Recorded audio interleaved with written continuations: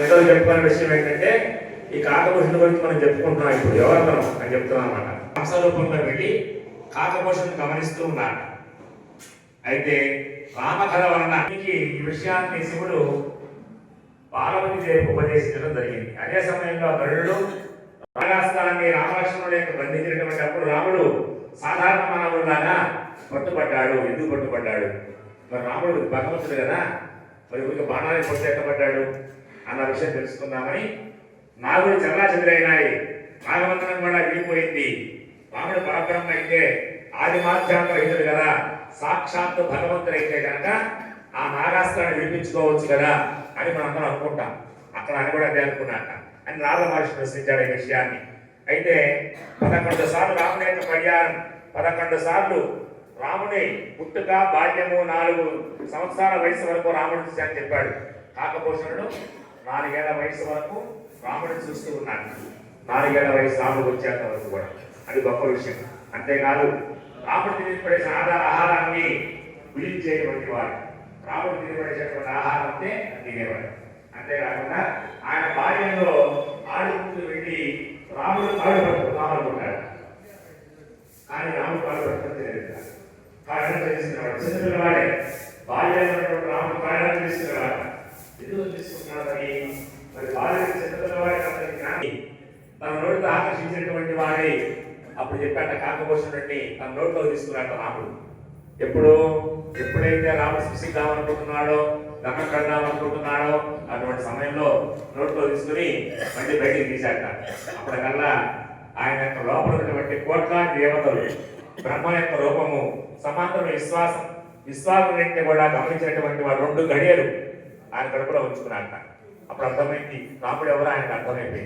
కాబట్టి వచ్చి రాముడు పదాన్ని ప్రభు నా సంపదల వద్దు, నాకు అరణ్యమైన భక్తి సాధించమని రాముడిని కోరుకున్నాడు.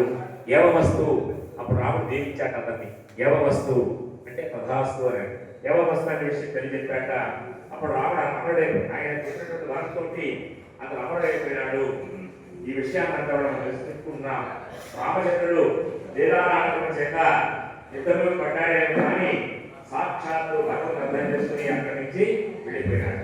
రాముడు కావాలని మానవుడిగా జన్మించాడు కాబట్టి కళని పడుకున్నాడు చెప్తే ఆయన బాణాలు ఏమి చేయాల, ఆయన కథలు ఏమి చేయలేదన్న విషయం అందరికీ తెలుసు. ఆ విషయం రాముడికి స్పష్టంగా తెలుసు. కానీ ఏం చేశాడంటే మానవుడిగా పుట్టాడు కాబట్టి శోధించాడు, బాధపడ్డ తప్పకుండా కష్టస్థాలు అయితే ఉంటాయి. కష్టం వచ్చినప్పుడు సుఖం వచ్చినప్పుడు ఒకే రకంగా ఉండేటువంటి జీవే గొప్పవాడని చెప్పడం కోసం తన యొక్క ఆదర్శ దృష్టిగా రావడం జరిగింది.